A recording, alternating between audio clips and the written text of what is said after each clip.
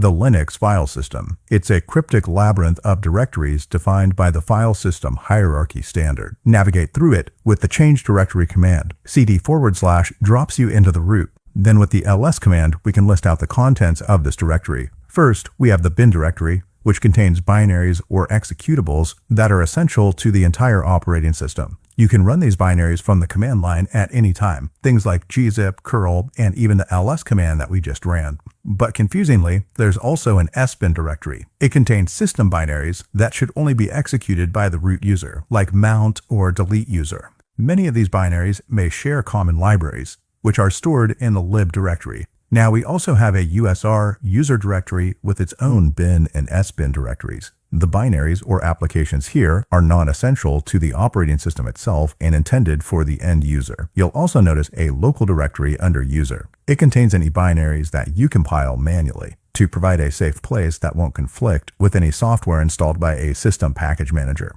All these binaries get mapped together with the path environment variable. And that's why you can execute them from any directory in the terminal. If you ever want to know where a binary lives, run which followed by the binary name to view its full path in the file system. Now at some point, you may want to customize the behavior of the software on your system. The etc directory stands for etc. or editable text configuration. Many of these files end in .conf, and they're typically just text-based config files that you can modify in your editor. As an operating system, Linux can support multiple users. In the home directory, you'll find a folder named after each user registered on the system. It contains the files, configuration, and software for that user, and you need to be logged in as that user or as a root user to modify it. Notice how the file path is a squiggly. That's your normal starting location when you open up a terminal session. Now let's go back to the root. There are a few more directories here that we haven't talked about yet, like boot.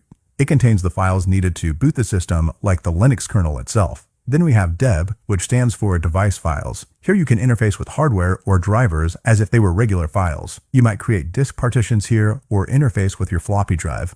The op directory contains optional or add-on software, and you'll rarely interact with it. var contains variable files that will change as the operating system is being used, things like logs and cache files.